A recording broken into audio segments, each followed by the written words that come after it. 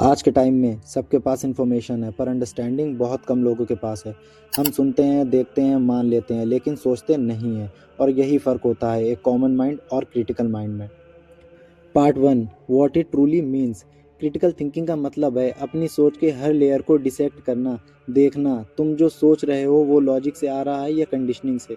ये एक kind of mental filtration system है जो तुम्हें ट्रूथ और इल्यूजन के बीच का फ़र्क करना सिखाता है। एग्जाम्पल, जब सब कह रहे हों वो इंसान गलत है, क्रिटिकल थिंकर कहता है गलत किस बेस पर है, इमोशनली या factually. Part two, the inner mechanics. Critical thinking के अंदर तीन इंजन्स काम करते हैं। Number one, analysis. हर स्टेटमेंट को तोड़कर समझना, कौन बोल रहा है, क्यों बोल रहा है और किस एंगल से बोल रहा है। Number two, evaluation. एविडेंस का वेट चेक करना, इमोशंस या अजप्शन से नहीं, डेटा और लॉजिक से।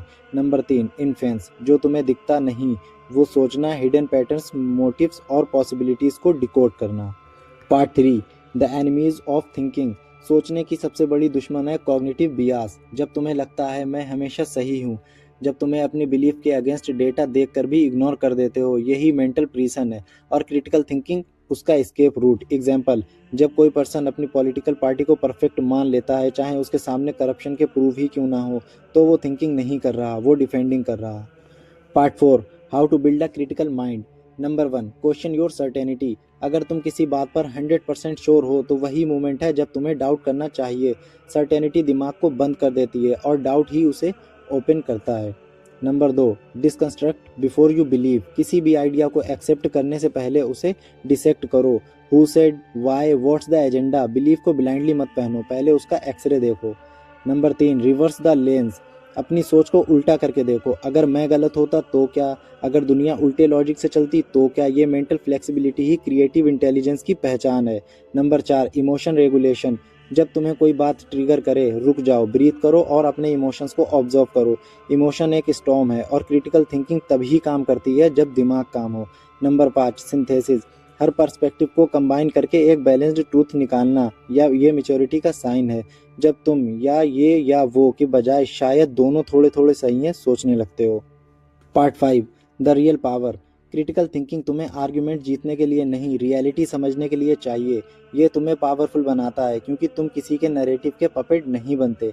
आ क्रिटिकल माइंड के पास एक इनविजिबल आर्मर होता है, क्लैरिटी। और क्लैरिटी से बड़ा विपन दुनिया में कोई नहीं। Part six, practice it daily. Number one, हर दिन एक टॉपिक उठाओ जिसमें तुम्हारा स्ट्रॉन्ग ओपिनियन हो। अब उसको अपोजिट व्यू लिखो, लॉजिक के साथ। तुम्हें पता चलेगा कितना नैरो था तुम्हारा सोचने का स्कोप।